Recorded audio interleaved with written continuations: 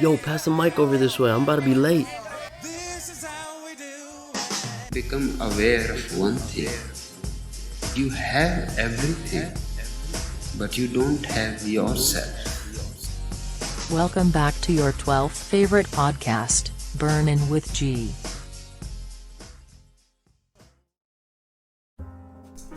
Burnin with G, episode 9. Welcome back. Today on the show, I have a very special guest, my good friend Tejas Priyadarshan. How are you doing, sir? It's good, bro. I appreciate you having me on. Long time no see. How are you holding up? Honestly, I'm used to it right now. I feel like after the first 2.5 weeks of quarantine, you kind of just get used to it, and then FaceTimes and shit like that are kind of the norm. So I'm doing good now. Yeah, clutch. Definitely, once you get to see your friends and know that other people are going through the same thing, it definitely helps a lot. Yeah. Are you in Berkeley right now? Yeah, right now I'm recording in Berkeley, and then I'm just gonna go back and forth between Fremont and Berkeley, just to see what's cool. up. But I kind of just need my own space for a bit. Yeah, no, I feel that it does definitely help being able to just get out, and you get to see the outdoors, which is nice. I haven't left my house in 2 weeks now. I go on walks, but that's it. It's terrible. Bro. No, I went on a hike in Berkeley, fire trails. When quarantine was first starting, and that shit was probably the most fun I've had during quarantine. So bro, just being outside, bro, I used to hate on granola people. People would just go on hikes and shit like that. But shit, I'm not gonna curse. But basically going on that, I was alright, I was definitely hating. That was definitely so much fun. But yeah.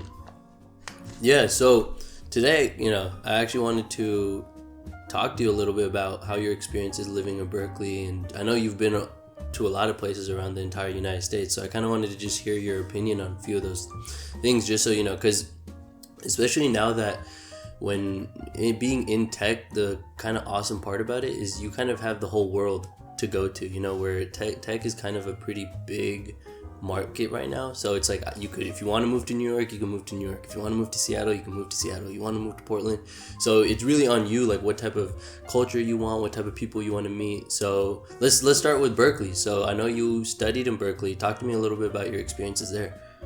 Yeah, man. So I'm graduating right now. After Congratulations, 4 years, sir. Yeah, definitely. It was a quick 4 years, to be honest, though. Honestly, I remember everything about freshman year with all of our friends, Sanjeev and Preston too. But I mean, it was a great time. Definitely, Berkeley has some weird learning curves in terms of the culture and around academics and jobs and shit like that.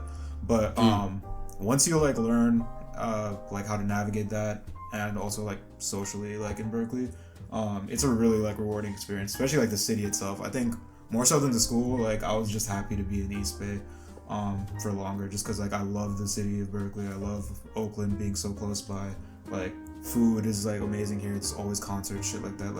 Small venues with comedy shows, music from no-name artists and performers. So it was really cool to have that experience in college too, because Berkeley can really get you caught up in only worrying about academics, school, job, all that stuff. But if you really take the time to look at what's surrounding you directly, I feel it's a really underappreciated city, and I'm really glad to have gone through the 4 years here. Nice, cool.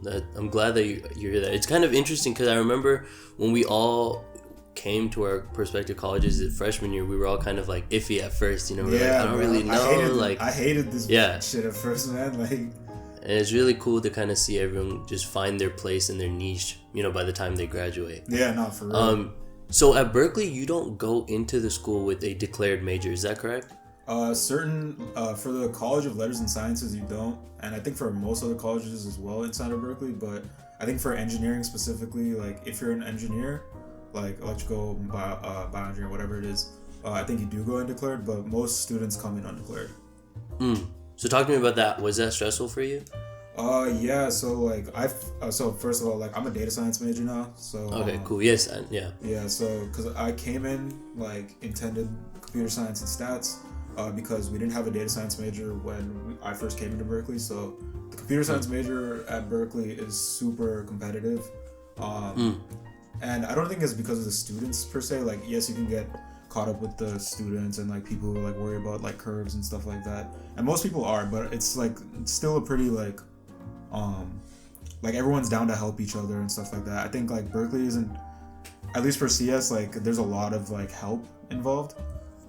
Okay, cool. Like professors and stuff like that, but just the whole process of like, oh, you have to get like a B+ in like 3 specific classes that have a very small percentage of people getting B+ or higher. So that was super stressful at first, but I was able to do it, able to declare all that sort of stuff. And then I ended up switching out of the major to data science, which you don't even need, you just need to get a 2.0 basically. So that was like an interesting experience because even in like Berkeley, like sometimes like switching from like a super competitive major to like something that is more of your interest but like less hard to get in, like I had to double think that just because like, oh, is this like worth switching into, even though that was like what I wanted to study. So I mean, once I switched from CS and stats to just data science, like I was able to like kind of like just figure out like which classes I like, what I want to like pursue more, rather than like kind of just taking CS for the sake of taking CS. But yeah. Yeah, no, facts. I feel that. I definitely had a similar experience like that.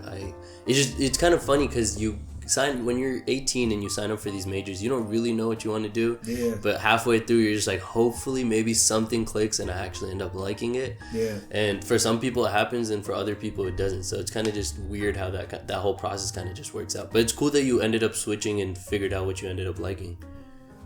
Yeah, no, it was, I think once I like realized it, it seemed like an obvious decision, but it seemed almost like too obvious. And even like CS to data science is not like a crazy switch. Like I know multiple people who switched from like psychology to CS or vice versa, where like they took CS for a couple of years, declared, and then like switched over to like a completely different humanities, like sociology and stuff like that. So it's actually like pretty prevalent regardless. Like people switch their majors like 3 years in a lot of the time here. So I think like I wish I knew that earlier in college. Earlier in college and even like in high school, that like honestly your major coming in is not that big of a deal, even if people say it is. But yeah, I mean, you learn it eventually. Yeah, no, that is some facts.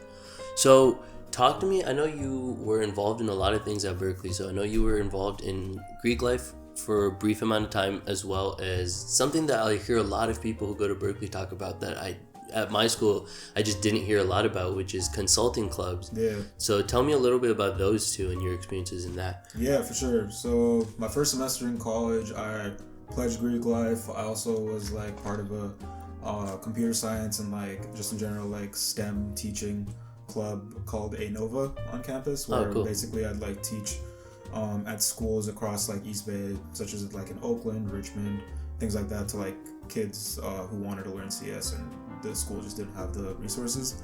But so that's basically what I did for my first semester in Berkeley. So Greek life was kind of just like, I really just didn't have any friends at Cal other than like my direct roommates who are like our friends from high school. But so I was kind of like struggling, especially coming into Berkeley, because like honestly, like off the rip, most of the people at Berkeley are top of their school at like all these really like famous high schools across America and stuff like that. Like once you've been here, you'll notice like a trend of like, oh, like honestly most people are from the same like 4 or 5 places in the United States, which is kind of crazy. But like, so I just didn't like click with a lot of them, because a lot of them were like really like straight edge kids and stuff like that for the most part. And then I was just like, I don't fit into any of this shit, man. Like I was trying to make friends in class and stuff like that, and like people just wanted to like code all the time. I was like, fuck, man, like this is not what I want to get into. But I mean, like, and then also like I did an overnight stay program with one of our friends, Sanjeev, at Berkeley when we were still in high school.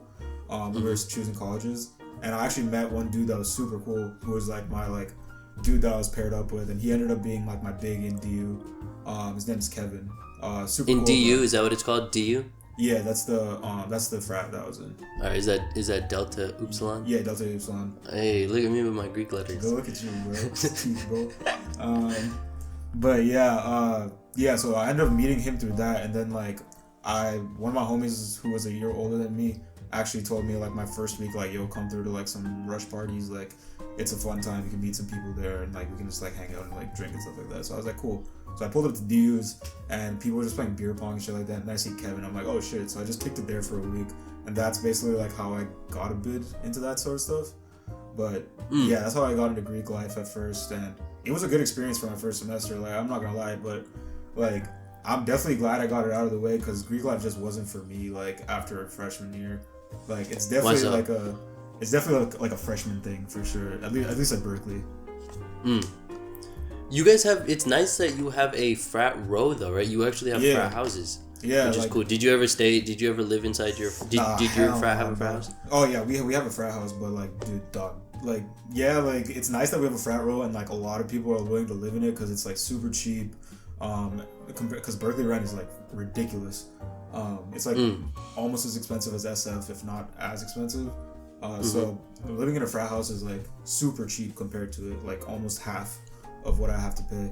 But like them like houses are like, they're nasty, bro. Like they're no one cleans up or what?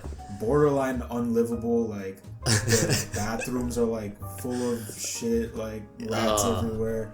Especially after a party too, like, cause you have like basically 1,000+ people coming in and out of that party at like any given time, and it's just like, and it's just like so much like shit that's just going on that like people just throw their shit away regardless. So you're just like, all right, whatever. But yeah, like I just couldn't live in that sort of stuff. I thought about it for like after my first semester, but I was like, this is disgusting. Like I can't do this stuff. So talk to me about your experience in the consulting club. I'm very interested to hear about that because from my experience hearing about, when people talk about that, it's nice that, to my impression, what it is you basically, okay, you explain it to me actually before I give you a wrong explanation of what you did. No, actually I want to hear it. I just want to hear what like the outside perception is, just to. Yeah, so I was under the impression that you go through this rigorous process and it's very hard for you to get in, but once you do, you are open to a lot of opportunities from different companies that basically have problems to solve, and then they come to the consulting club and they'll like pick specific people and they'll assign you to a project, and you just get a ton of experience while you're at school, and that just sets you up. Like that type of like direct experience is so plug, and I feel like that if that was more of like a prevalent thing in my school, I would have definitely tried to have found something like that. I'm pretty sure there probably was, but it wasn't like at the center of like, oh, you should probably be in one of these, because it wasn't like something that a lot of people were talking about. So you tell me your experience now. Yeah, for sure. I think for the most part, like everything you said is like true, like about it. So just to give some context, like after finishing that semester, pledging and stuff like that, I kind of like already, that whole semester I basically like partied and stuff like that, and also like took pretty easy classes just to get myself like into Cal, like just feel comfortable and stuff like that. So after that I was like, all right, like I want to like kind of like do some things that are a little bit more serious. I saw a lot of people, even their first semester in Cal, like try like joining one of these consulting groups. And just to give you like some, I don't know how it is at other public schools especially, but joining clubs in Berkeley, and I think like other schools kind of like it, that are big, is like a huge hassle. Like even from like the consulting club that I'm in, I'm in leadership in it, and dude, like, shout it out real quick. What's the name? It's called VCG, Valley Consulting Group. Okay, cool. Yeah, so I've been the president for this last year, and like, so we have to like go through like applications and all this sort of stuff, and like we've tried to really make it a non-stressful process.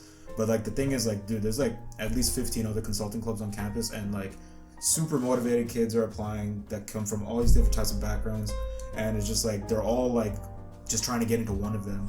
And yeah, like people will just like mass apply, send their emails out to all 15 of them, and like even for like application numbers, like we get into like easily like some semesters like 1,000, and then before that it's like sometimes it's like 800 for like a spring semester, 700 for a spring semester, which is usually a little bit less compared to like fall, because that's when everyone tries to apply.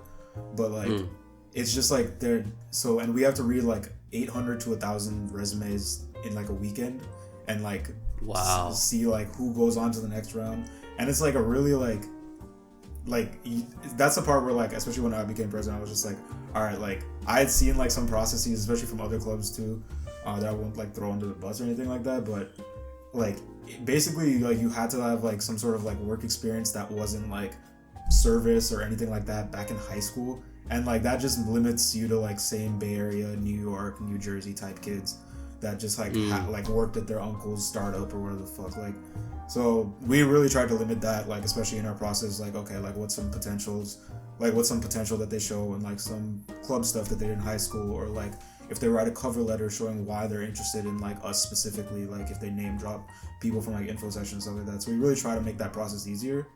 But yeah, getting into clubs at Berkeley is hard because like you'll have 1,000 applications and have 4 or 5 rounds of interviews where like you try to whittle it down and you only take in anywhere from like 7 to 12 kids max. Wow. Okay. And so like, what happens to all the average kids? Like if I went to Berkeley, what would I do? Dude, like that's the thing. Like I wouldn't say like I wouldn't even say like I'd say I'm the average kid at Berkeley. Like it's. So how did you get in? I really don't know. Like to be quite honest, I don't know how the fuck I did. I just think I'm a pretty social person, and I think like for the most part I can think off like my feet pretty well. But like book smarts, I'm definitely not in the top 50% of Berkeley. Like hell no. And so you had to get through the resume phase before you got to the actual personal interaction phase, right? Yeah. So how do you think you got past that first? I mean, like I had interesting like extracurriculars in high school with my mom, like teaching and stuff like that. So I think like I had some sort of like basic stuff that like kind of set me apart, I guess, in that extent. But like I guess the more important part is just like I think as a culture in general, like the business community here is changing to like be a little bit more accommodating of people from like other backgrounds, and that's something like we put a lot of effort into in our recruitment process to like actually like look like, hey, like what sort of background do these kids come from? Like if they clearly show that they're hardworking, like we should like take them in and like give them the resources to like do well and stuff like that.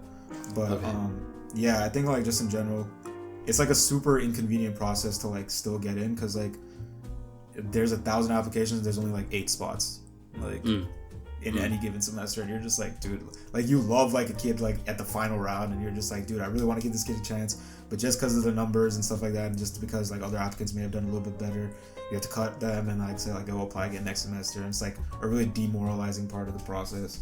But yeah, like that's so it sounds like a frat minus the hazing.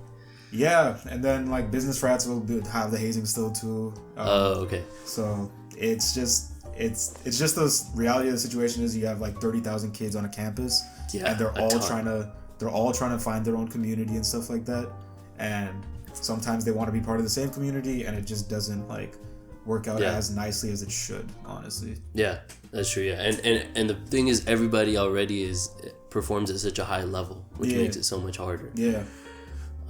So working here has opened up.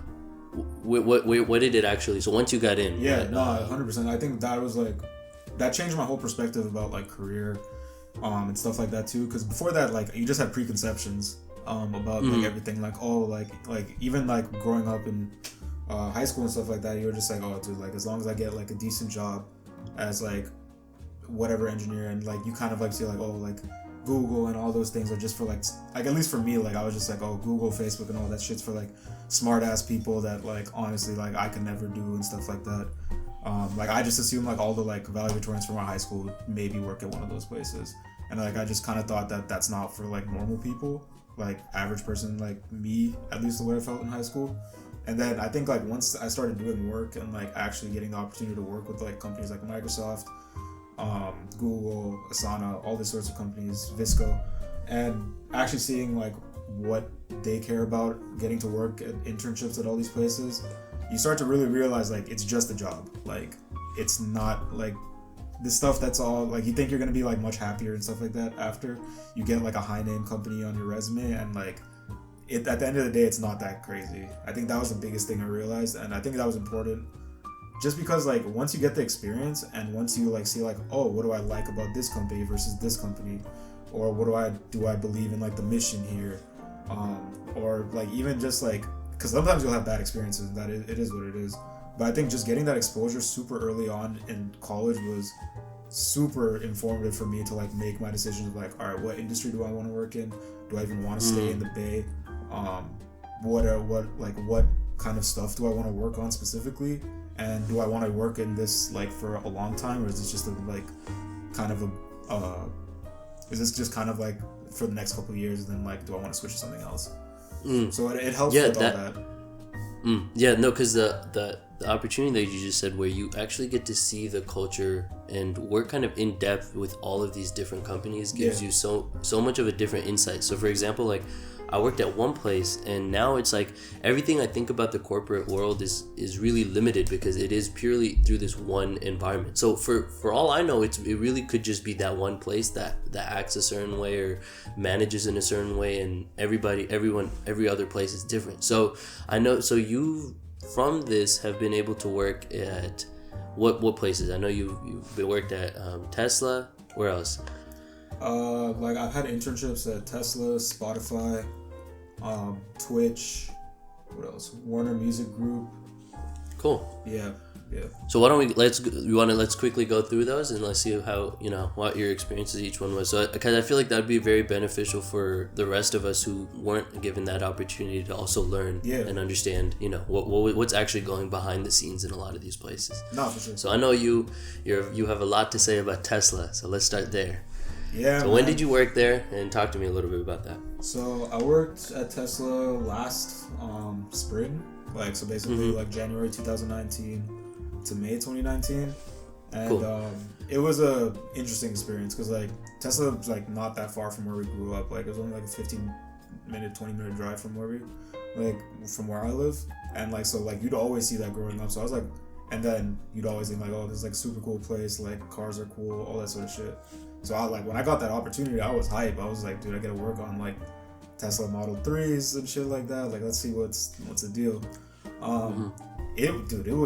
It was probably the worst time of my life. And wow.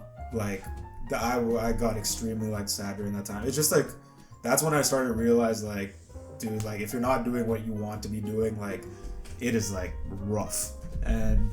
Yeah, like that place is a lot. Like I think that's one of the most extreme sort of work environments I've seen. Even for like corporate, and if you work on like the actual like floor and stuff like that of the factory, it's even harder just because of like safety and like just how much they work you and stuff like that. But even as an intern, like I was a data scientist / product manager intern there working on the service team, and I was just making like machine learning models and like doing data applications for internal use within the company. And I was actually working on some pretty high level stuff that actually got to like leadership level. And nice. Congratulations. Yeah, so it was just like, so like seeing that sort of side to it, I learned so much from like the work that I got to do there, but it was just like, yeah, it's like just the work environment there is crazy. Like people would be stressed out, crying like at their desk and stuff like that. Leadership was like cutthroat, especially Elon. Like all these people are super cutthroat and just like not a good place to be. Like half my team got laid off in the middle of it, with no sort of like kind of foresight to it. Like literally, like I was supposed to have a check-in with my manager, and she's like, "Oh yeah, 1 second, I have to like do a little check-in first, and I'll see you." And then like literally, she got laid off there, and I was just like, "What the fuck is happening?" And like even my mentor, who was literally like he built like most of the service structure, which is a huge part of Tesla. So he built most of the infrastructure for like one of their main data pipelines, which is huge. And even he got laid off like recently, and he had to move jobs too. So it's like a really weird environment. I wouldn't say anyone thinks it's fun there. I would say though that most of the people are pretty passionate there. Like so what are they passionate towards? Like what do you think? Like the mission of like zero emission, like zero emission cars, making cars and then like making it sustainable. I think all of those sorts of things, like they really either like you're there because you're there short term like me, or some people who are only there for a year just because they want to get like Tesla on their resume or like thought it'd be like a good job or stuff like that, or like you're like diehard Elon like stan like. Like, did you meet a lot of those people? You meet so many people that are like ride or die for this dude. Like they will literally like give their firstborn just to like see this dude prosper and like will not take any sort of slander for him. It's just like it's really fucking weird. Like that was the first time I ever had to deal with that sort of stuff, and I was just like this is not normal. Like because he was doing like he was doing such shit at the time too. Like that's like last year's when like the Joe Rogan thing happened. when he like smoked weed on the podcast, which isn't it's not a big deal, whatever, right? But like the stocks crashed for Tesla, and that like fucked over hella people that have like that are at the company, because like I think the stocks dipped like a decent amount. So people who they caught him smoking. Well, like investors weren't happy about it and shit like that. And like also like Tesla was doing really bad at that time too. Like there was talks about like going under. Tesla's doing great now though, which I honestly didn't see happening. But during that time, like the stock price was already going down, and like it just seemed like this like CEO is like lazy and not doing much, which in the end wasn't true. But like it was bad at one point, but still people would just ride or die for him regardless. But yeah. Were you part of the stand? Hell part no, of the stand club? I've never been part of the stand club, bro.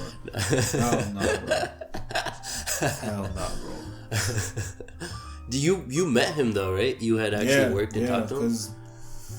So it was kind of weird. Like he would come to the factory a lot and then give presentations every couple of weeks or so. So like you'd see him in person, but the thing is, every time he came, everyone booked all the conference rooms. Like everyone would book a conference room for all day and just stay in the conference room, because like no one could see him. No, because they didn't want to see him. Like, so people would be, because like the thing is, like he'd walk past people out there like on their desks and stuff like that, and like just like grill them and shit like that, even interns. And it's just like a really like weird sort of like dynamic. Like people did not want to see him. Even the stands, I don't know about that, but like for the most part, no one just want to get grilled about their job, because even in that sort of work environment, people are still fucking around. Like people, that's true. Like, yeah, for sure. Like not everyone is like committed to like at the like very second to like always be working and shit like that. There's some people that are like that, but I'd say like the average person there is like taking a break every like 30 minutes and shit like that. Okay, cool. So they're not trying to see compare. Like, Okay, so compare and contrast that to your environment you had worked in Spotify. Spotify was super chill. So Spotify was not completely different. Okay, completely different. That was amazing. Like I had a great time with Spotify. Just because also like I'm going to be working in the music industry and like just in general in entertainment, and that was always like a goal of mine. Like I worked at Spotify before Tesla, so I actually got a taste of that before, of like what that'd be like. So I worked as a data engineering intern over there in the Boston office, and worked a month in New York, or like 3 weeks in New York during that time for a project. And like Spotify was just super chill, like very laid back, much more bigger company, and like because of that there's like a lot of room to explore. Your like projects aren't due at any certain like hard deadline sort of thing, at least for interns. And it was just a lot of opportunity to explore and like really play with like a lot of the like data that Spotify has to make like really cool tools for artists. Like I was working on an artist facing side of the app, which helps like artists like book tours and things like of that nature, see which are their like best, their like super fans, quote unquote. Like if you saw like the I don't know if you have Spotify, but basically everyone was sharing at one point like you are in the top 1% or 2% of fans and shit like that, right? Oh, I've seen that. I have seen that, yeah, with like Juice WRLD and stuff. So that was actually the mechanism that calculates that. That was my like intern project. So cool. It was really cool seeing that, because like my manager emailed me. He's like, yo, like look at like your Spotify right now, and I was like, oh shit, like, and I saw like one of the rappers that I follow was like Larry June. He's like, oh, you're in the top 1% of fans for Larry June. And I was just like, oh shit, like did you guys like use like the super fans calculator? He's like, yeah, we used it. I was like, oh, this is dope. But that is awesome. So like I got to do that over there. But super chill work environment, super like everyone there loves music, like just wants to talk about music all the time, and like for the most part everyone's like super passionate about music, but like has like a work-life balance, knows that like it's not the end of the world, this is just entertainment. Like so as long if there's one thing that you could have sorry apologize, come finish what you just no that's all I had to say. What was I gonna say? I was gonna say, if there was one thing that you could have maybe improved about your experience or improved their culture, was there anything at Spotify? Yeah. I mean, like, there's still things I didn't like. Like, I mean, but okay, yes. I think that was like the biggest thing, because I thought like, oh, this is gonna be my dream job, dream company, all this sort of stuff, and like it was really great. It was a great time, but there were still things like about the day-to-day, like I wasn't talking to that many people because I was like an engineer technically, And like I think that was more of me finding out like that role specifically wasn't necessarily for me, because like 80% of like 60 to 70% of your day is like spent not doing like strategy or like any sort of like making any sort of business decision and then like building it. Like you're kind of just getting rules about like what you should make, and maybe like do a little bit of analysis here and there, like some sort of data science stuff, and then for the most part just go back to building like what rules you were told to kind of like do. And I think that was kind of the only part that I didn't like about it. And also I just didn't like Boston in general. Like Boston is not my type of city.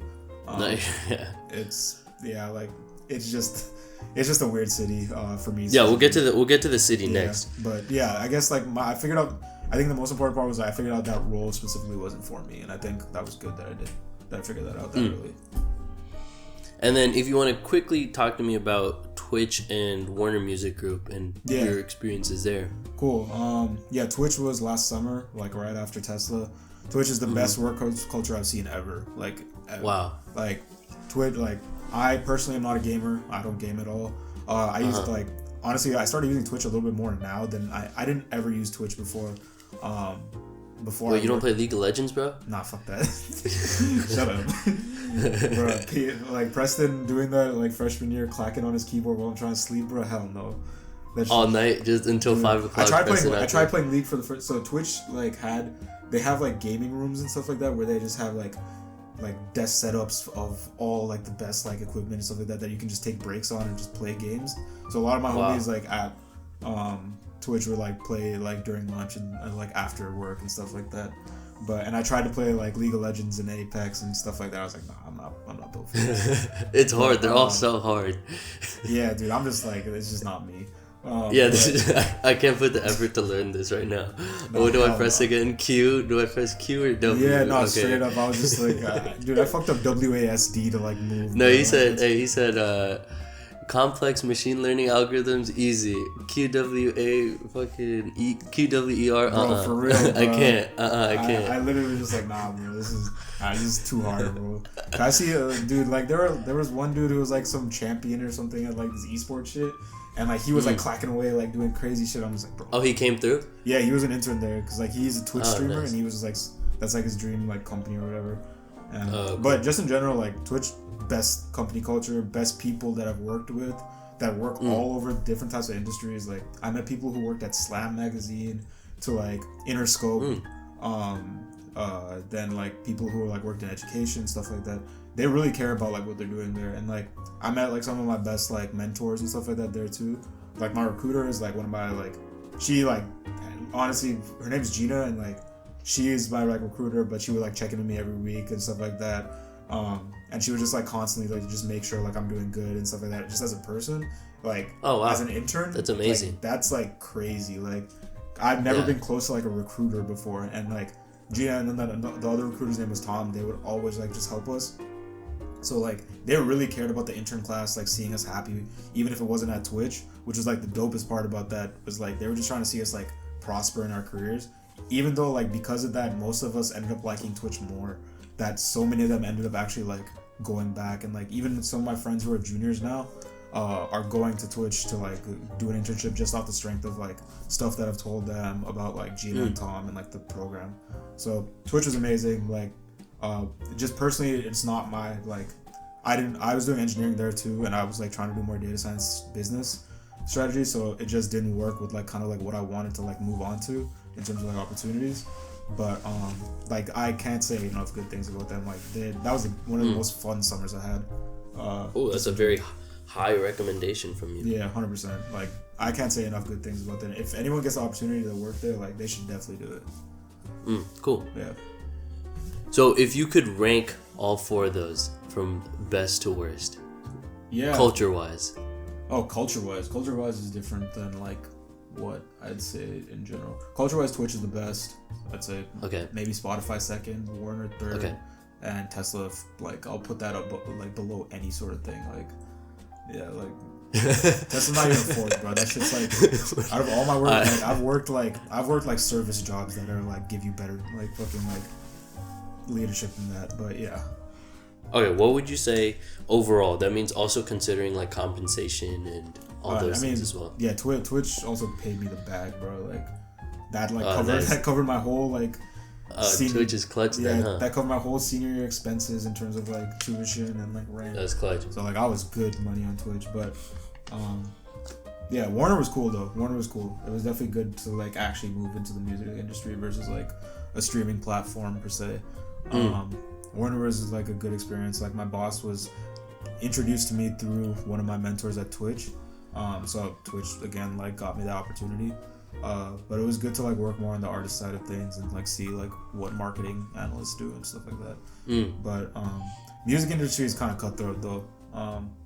It's very much like still in that sort of thing where like people have to kind of like pay their dues per se, whereas tech and anything that where you work technical in is much more like if you can do it, you can get your bag immediately.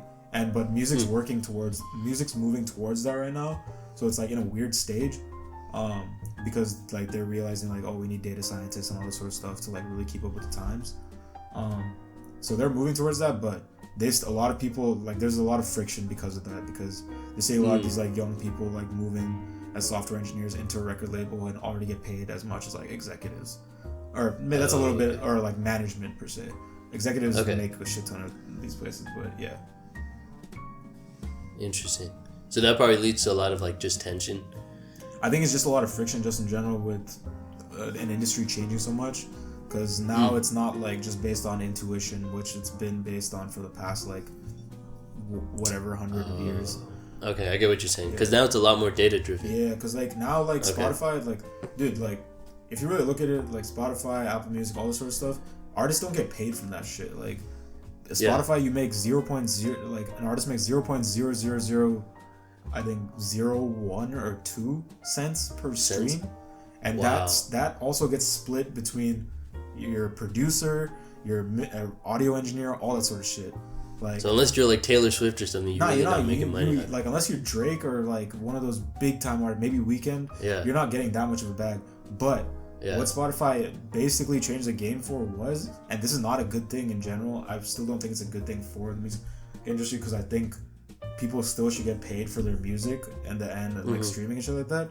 But what was good that came out of this was Spotify was collecting so much data, and Apple Music too, and SoundCloud was collecting so much like geographical data, like demographic data, all this sort of stuff, that you can use that to like really market really well, like using data science and all this sort of stuff. Like you can really find like which age groups and demographics are like considered new, for example, that you can like really target and be like, yo, like we're gonna give you like a certain sort of promotion where you're able to get this vinyl set and meet this person because they're gonna be doing a pop-up show here, and we want to like really only see like the biggest fans come out to this sort of stuff.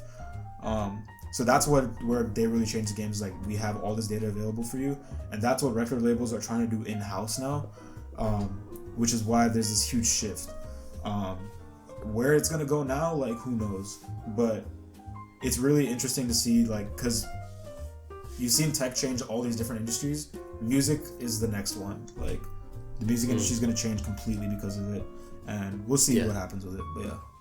Something I thought about a lot about before when I heard that AI had come up with their own language, it would be really scary to see that if AI could figure out, I mean, and it can, like what type of music a specific subset of people enjoy, and then just create music by itself. You know, I would feel like that would be a very doable thing, and it'd be kind of scary because it would just kind of taint what music really stands for. Yeah, know? I think that specific problem is kind of like much more like maybe 50-40 years down the line.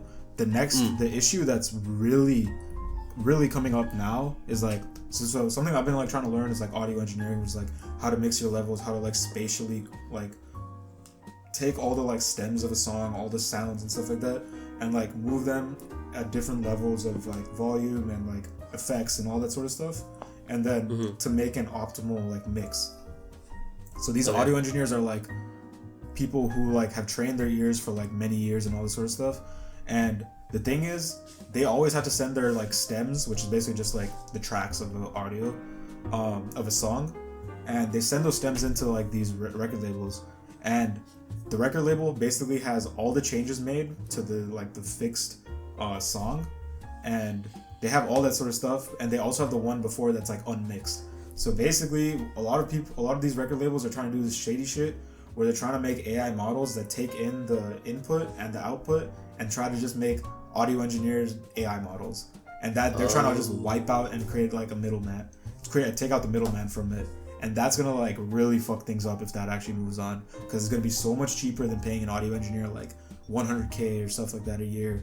Wow. So that type of stuff is a lot. Mixing engineers, all this sort of stuff, even producers to a certain extent. But I think the actual art sort of thing, people still care about like artists and shit like that. Yeah. They don't want to listen to like a robot generated. Like AI has been generating music, but people don't give a fuck about that because it's still art at the end of the day. You know what I mean? True. Yeah. No, that is true. Until there reaches a point where like people just don't know that it's created by. Yeah. You know, you just create a fake person. But now that we talked about all your experiences, it's kind of led you to work across the United States, right? You've worked in Seattle, you worked in Boston, you worked in San Francisco, and where else have you worked? Seattle, Boston, San Francisco, New York, Los Angeles, LA. Los Angeles. You worked, right? You told me LA. Yeah. So yeah. let's talk about that. So I've been to a lot of these places for a couple of days or vacations, but it's definitely a completely different experience actually staying there, meeting the people there, understanding the vibes, understanding nightlife. That's a huge part of it. So let's start with New York, the Big Apple. When did you live there, and how was your experience there? I only worked there for like a month. That was during Spotify time. Okay. But it was great. I didn't really get to explore like the boroughs that much too, because I was living in Manhattan at a hotel for the whole month. So it was, and I was only 20 at the time too, so I really didn't get to do that much sort of stuff. But New York in general is just because I was coming from Boston, which is a super white area, and like very kind of like middle-aged for the most part during that summer, because a lot of the college students move out for the summer. So I was coming from like a very middle-aged white kind of just like, it was just like a weird sort of town that I just didn't vibe with, to like New York, which is like, as soon as you get there, dude, like every type of person lives in New York. Like that is not like a joke. Like you will see just like every type of person working there, like from a Wall Street dude to like SoundCloud rappers or like fucking all that sort of shit. Like there's literally like, there's like a dude trying to sell you a CD on the street to like just some dude who's like making like the fucking shawarma raps, and like there's just so much stuff going on that you're just kind of like overwhelmed at first, but it's so cool. Just throughout the whole month, I think that was like, because that was the first time I'd actually lived out of California for a bit, and it was just like a really cool experience to see like how stuff is so different from the Bay, because like I feel like especially in Berkeley and the Bay in general, shit's like kind of a bubble. So New York didn't feel like that? Cool. New York did not feel like a bubble.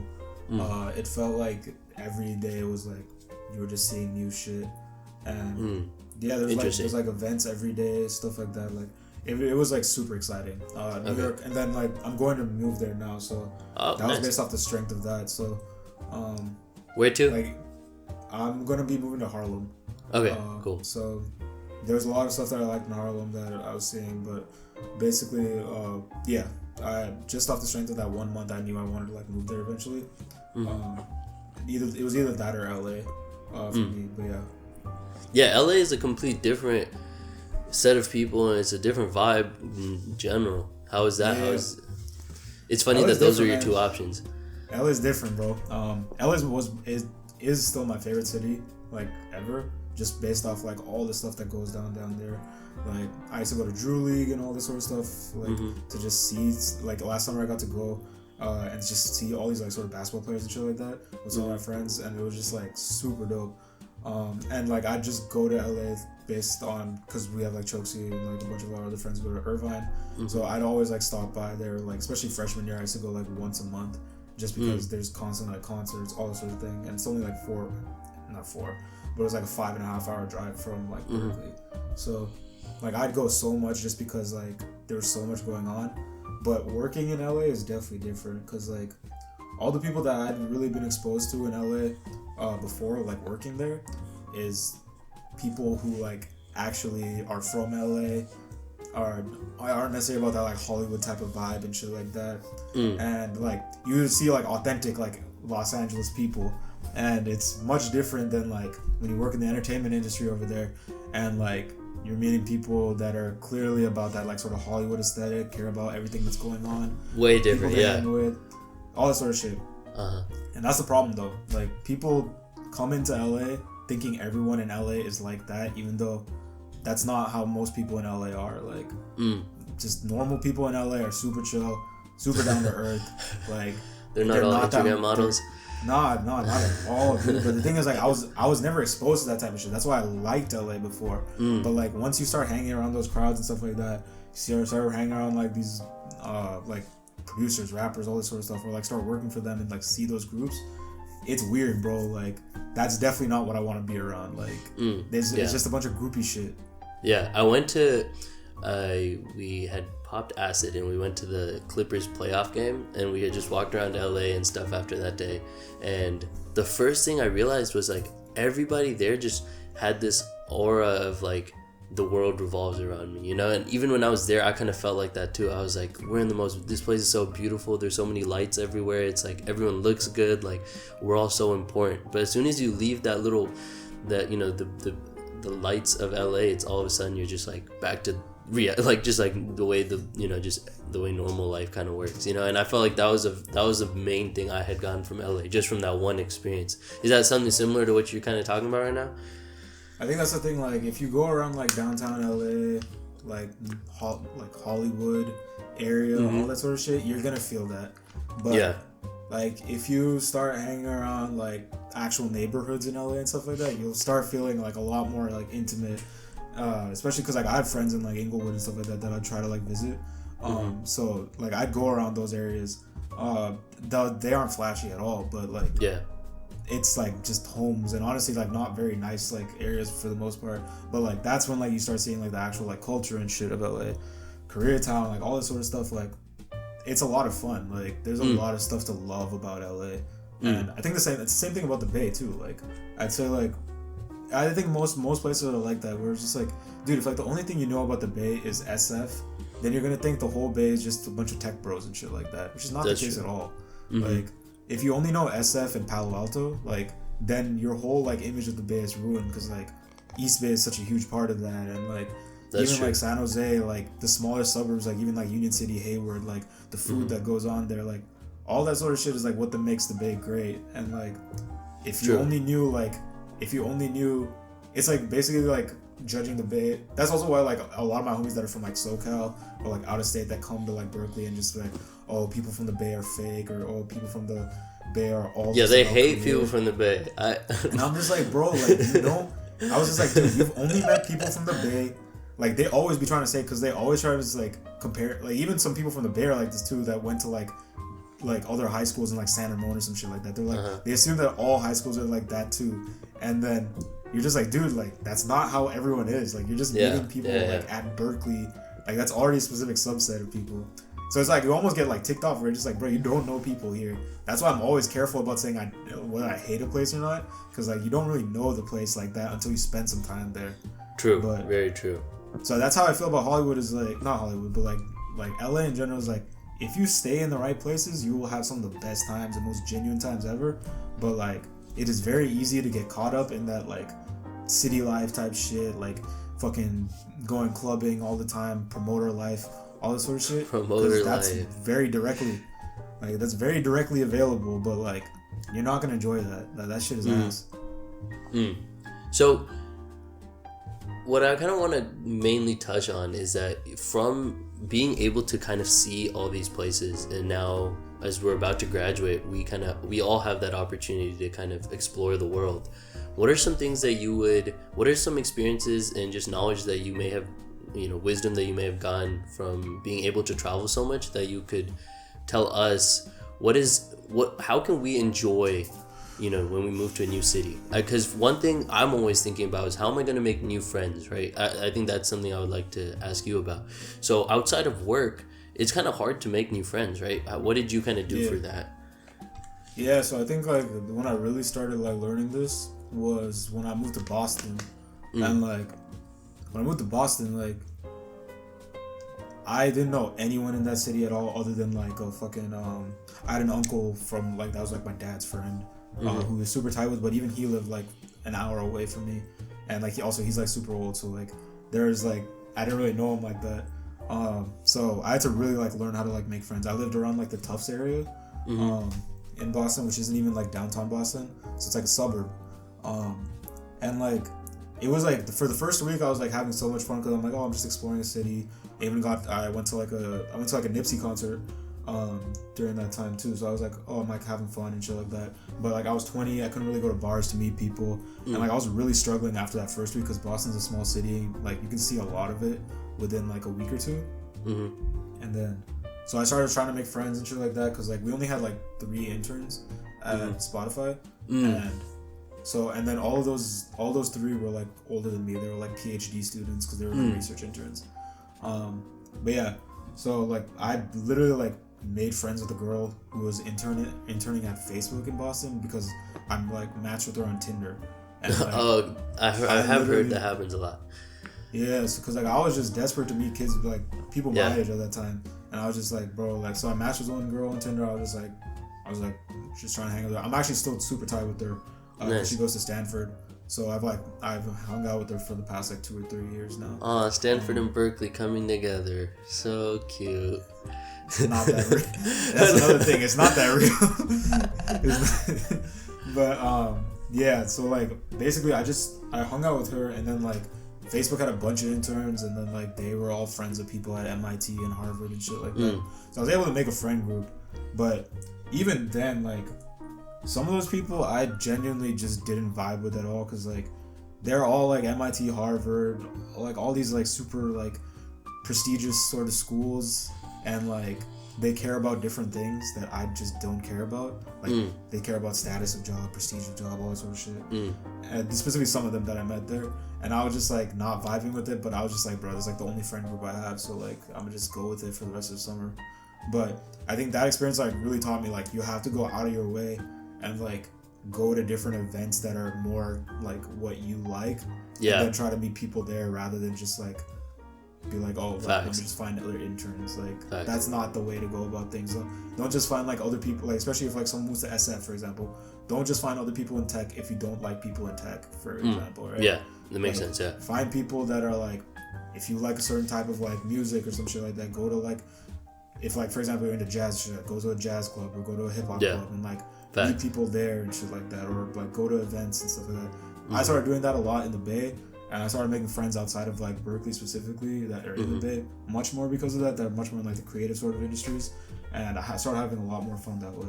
And at least it like told me like how you like actually make friends with like find friends and make friends and shit like that. I think that's the most important part. No, sorry, what were you saying? If you work in any major city, like you can find a specific subset. It may be harder in some cities, but you can still find it. Yeah, because there will be somebody that, at least one person that you will vibe with. Yeah. I feel like volunteering is probably a really great way, like something that you're passionate about. Because you will always, if you're passionate about it, the other people there will also be passionate about that same volunteering effort. So I think that's a really good one. Because I'm definitely looking to move out of California because I have been born and raised here and went to college and just done everything in California. So I'm very excited to move, but it is it's a big change. So it's something that, what? I think the biggest thing also we have to realize is like it's a big change, but like you can always come back. That's true. That is, it's not like just because you move to a place you have to live there for like 7 years or some shit like that. It's like people change jobs, like especially if you work in like tech, people change jobs every 1 to 2 years. Like there's an opportunity to move back, even in like 6 months. Like so. Damn, you really have full control of everything. No, definitely. Yeah, I guess I never thought that. Like even if you do move and you don't like it, you can just move again. You literally move again. Like no one's stopping you. Like if you don't like something, like just find another job. And I know that's a lot easier said than done. Yes. Yeah. But like if your whole point is like you're scared of like moving back to California because of whatever, like you wanted to try moving out and you didn't like it, and you're like, oh fuck, like I don't want to seem like maybe I didn't give it enough time, which may be true, But like, if you've given it enough time, you've seen like what it is like, and you feel like you've given it an honest effort, there's nothing wrong with just being like, fuck it just didn't work out. True. Yeah, I guess. Damn. That definitely dissipates a lot of the stress for sure. Just like, even if it doesn't work out, just come back. I think that's just how most of this shit goes. Like, people will be stressing about like career stuff, like, oh my god, like I need to work for like this sort of company for this X amount of money and stuff like that. It's just like, dude, do you really care about all that sort of stuff, or this is just like preconceived notions that you have? Yeah. And once you start stripping away like stuff about like what your parents care about, what you think your friends care about, all that sort of stuff, like you start to see like, oh, like, am I enjoying this job? Do I enjoy the people I work with? All those sorts of things, like in much more like kind of like finite ways, and then it's a lot simpler. Like, you don't give a fuck after that point. You're just like, all right, like, I don't like this and I want to change this, so let me change it. And obviously, like, it's not gonna be that clean sometimes, but things aren't as complicated as sometimes people like to make it seem. That's very true. I feel like I'm in that place right now where. But it's completely understandable. Like, I'm not like trying to like even say like, oh, it's everyone's fault that they feel this sort of way. That's not at all what I'm saying. But it's like sometimes you just have to like talk it through and realize like, oh, like it's not that crazy. Like, I can do this. You know what I mean? Yeah. No. I do know what you mean. Yeah, and it's very important to always keep that in mind.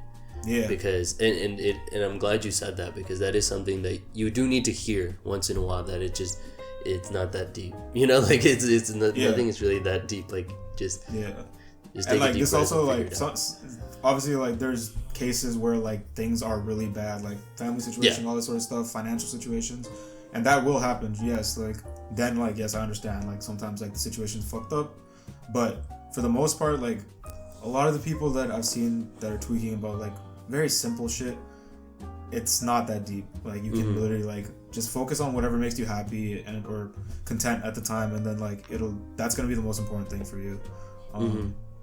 Yeah, especially like coming out of college. Like, I feel people overthink that much more than it actually is. It's just your first job. Wow. Yeah, damn, when you say it like that makes it a lot easier. Like, bro, you're gonna be working until you're 60, bro. Like, you have plenty of time. Yeah, like that's why I always think it's like whether you work at Facebook or Google or whatever now or 10 years down the line, like it doesn't really matter, you know what I mean? If your goal is to work at Google, like you don't need to work there all 40 years. Like if you get there eventually, it's okay. Also, like, sometimes the goal shouldn't even be Google. Yeah. Like, or Facebook and all. Like, I feel like that was a thing that I just felt was, like, kind of, like, ingrained in me. Like, especially my first, like, year in Berkeley. Like, I was trying to get to work at, like, all these big companies and stuff like that. Like, Google and shit like that. And then I realized, like, dude, like, I only give a shit about, like, basketball, music, and, like, education. Like, in terms of, like, teaching. Like, those are the main 3 things I care about. Why do I want to work at Google? There's nothing there for me. And or like Facebook, for example. Like, there's literally nothing here that interests me.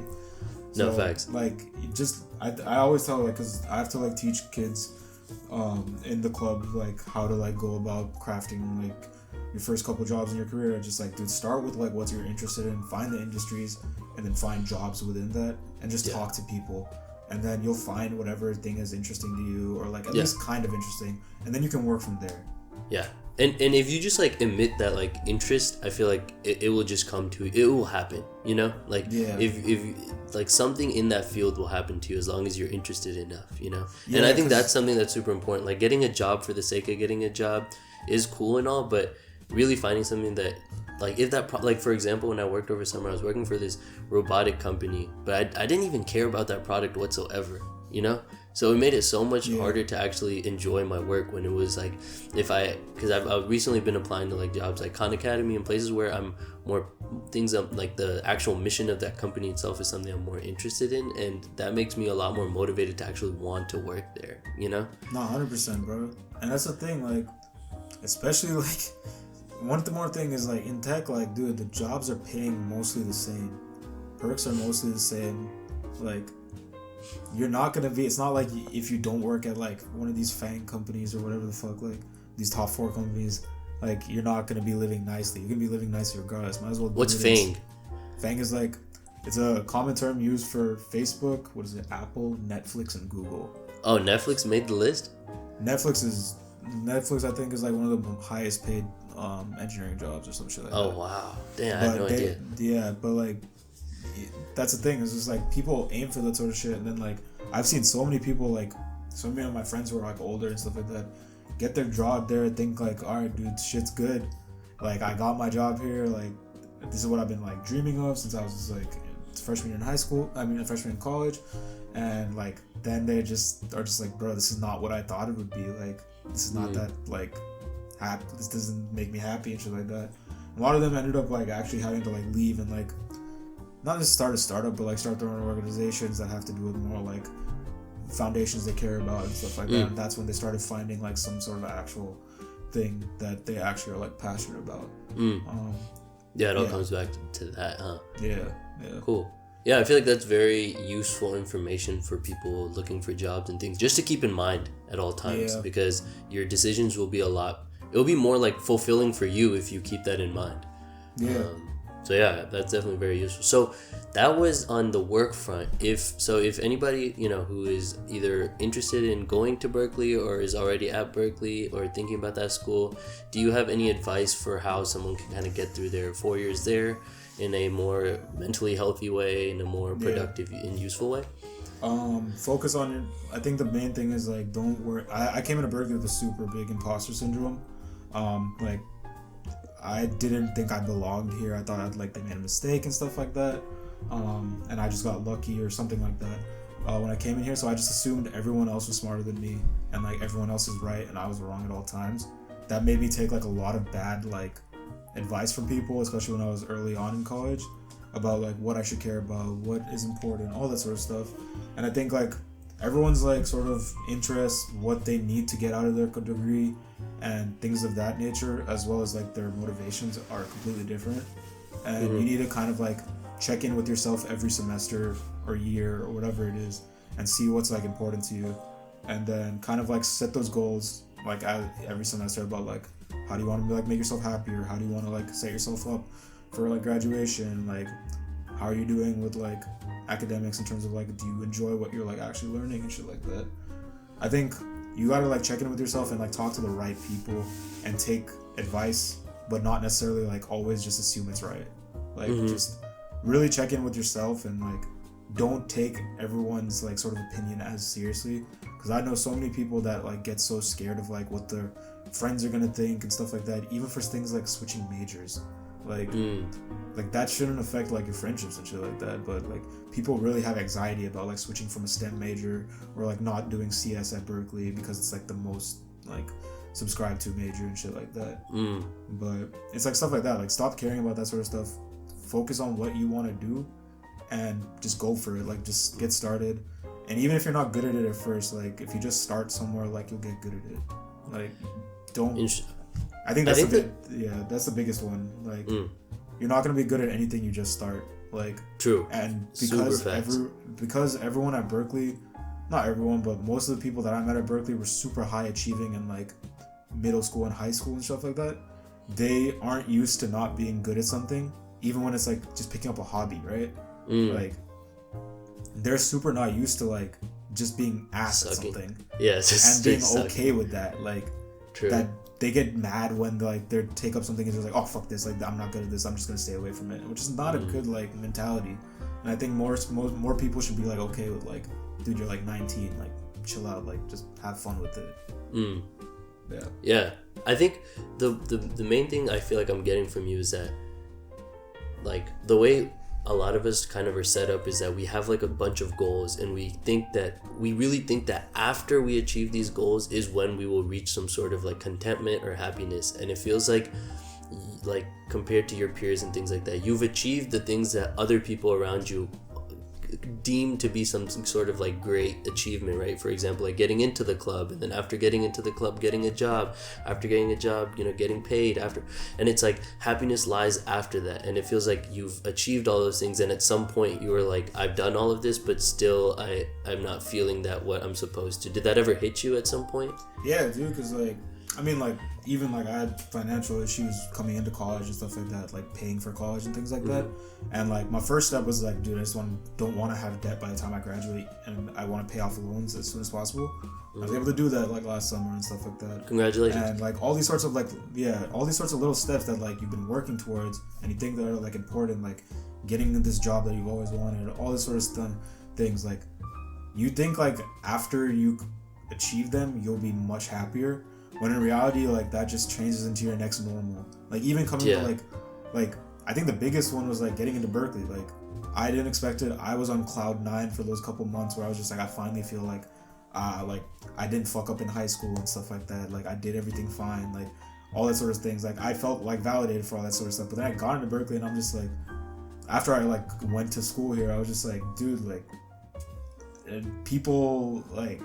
I remember people started treating me differently and stuff like that. Even after I got like a job and stuff like that, people started treating you, and then you start feeling like kind of ask you, like, bro, is this like cosign that like a job wanted me or like a college wanted me like actually define who I am and stuff like that? Like, is this why I'm important per se?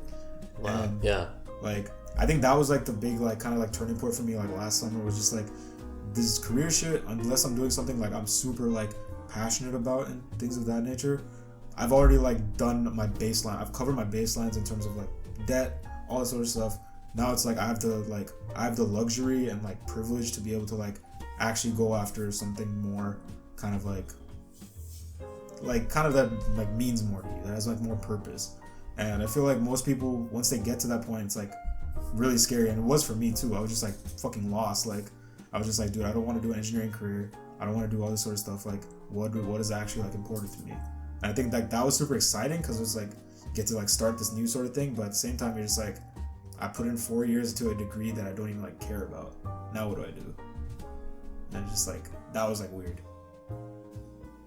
Wow. Yeah. I'm trying to process all that. No, that's yeah. Wow. Yeah, I don't know. It's just yeah. I think just to like kind of like piggyback on that, you also like that's like also when you realize like you're still super young. Like 22 is a super young age where like nothing like 4 years is not that much of time. So like you have 4 more years after this to do whatever you want again and like reinvent yourself. Whatever the fuck. Like it's just like you're so young, you can do whatever you want. Like just give yourself the opportunity to. Yeah. Some facts, bro. Honestly, I feel like the last 20 minutes has just been straight just wisdom, and I feel like that's very, knowing you from such, a young age, it's very cool to see that you've been able to accrue all of that in the last 4 years, and it's nice to see that all these experiences have taught you that, because sometimes it does take you hitting into that dead end where you're like, I've done everything, but still I don't feel it for you to be able to learn more and get to this place, So it's very cool to see that you've picked yourself up from, I know you told me you've had some pretty hard times, and to see yourself pick yourself up from that and then learn all of this and not just give up and just keep going. And I feel like you're in a much better place now, and it's really nice to actually hear you say all those things. And it's awesome. Yeah, for sure. Good for you, bro. I'm very proud of you. That's any closing remarks for you, my good friend?